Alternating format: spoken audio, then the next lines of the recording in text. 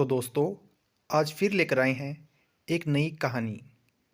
इस कहानी की शुरुआत करते हैं एक घड़ी वाले से। यह घड़ी वाला बहुत पुराना घड़ी वाला था, जो न केवल घड़ियों की मरम्मत करता बल्कि साथ साथ नई घड़ियाँ बेचता भी था। वह बहुत प्रसिद्ध था। प्रसिद्ध इसलिए नहीं था कि वह घड़ियों का काम करता था, इसके साथ साथ वह बहुत ही ज्ञानी विद्वान था। उसके पास गांव के सभी लोग अपनी समस्या को हल करवाने के लिए जाते थे, क्योंकि वह बहुत ज्ञानी था। वह सभी को उनकी समस्या का तुरंत समाधान निकाल कर दे दिया करता था, जिससे गांव के लोग उससे बहुत खुश थे।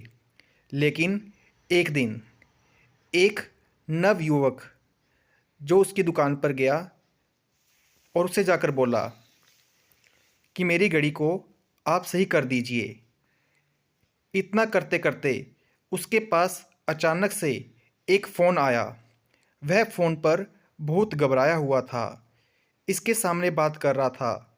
वह कहता जा रहा था कि अतीत में मैंने बहुत गलतियां की है, जिसकी वजह से मैं अपनी ज़िंदगी में कुछ भी नहीं कर पाऊंगा। तभी यह घड़ी वाला उसकी बात को ध्यानपूर्वक सुन रहा था कि यह लड़का बहुत परेशान नज़र आ रहा है। तब घड़ी वाले ने पूछा, क्या हुआ? तुम इतने परेशान क्यों हो? तब इस लड़के ने उस घड़ी वाले को बताया कि मेरे सामने बहुत सी समस्या आ गई है।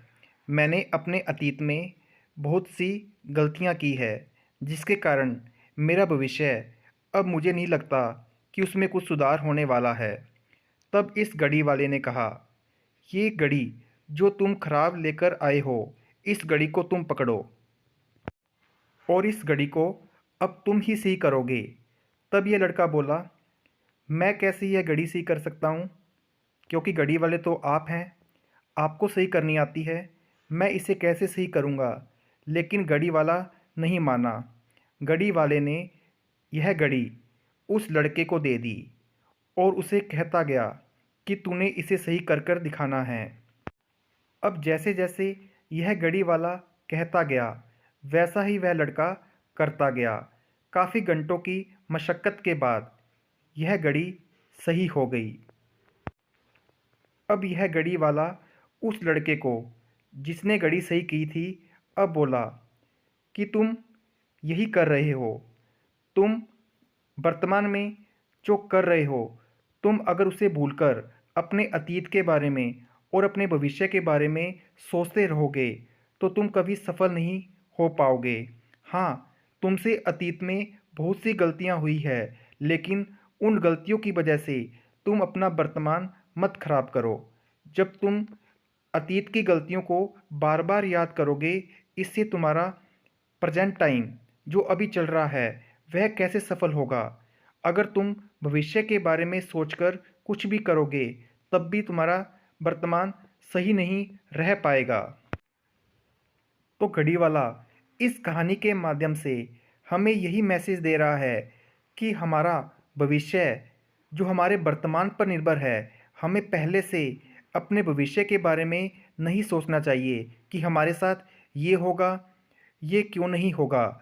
हमें सिर्फ अपने वर्तमान काल को अच्छे से जीना होगा, तभी हमारा भविष्य अच्छा बन पाएगा।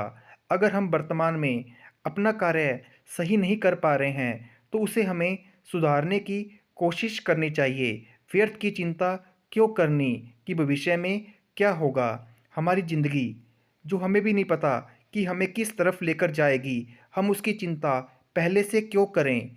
अगर हम वर्तमान में अच्छी मेहनत कर लेंगे तो इसका नतीजा हमें भविष्य में अच्छा ही मिलेगा। इसलिए दोस्तों, हमेशा अपने प्रेजेंट टाइम को अच्छे से जियो, हर तरीके से जियो जिसका आनंद हमें मिलता रहे, और वर्तमान में भी हम उसी कार्य को करें जिसमें हमारा मन अच्छे से लगा रहे। तो दोस्तों, हमेशा अच्छे से जियो, अपने प्रेजेंट टाइम को अच्छा बनाओ, व्यर्थ में भविष्य की चिंता मत करो।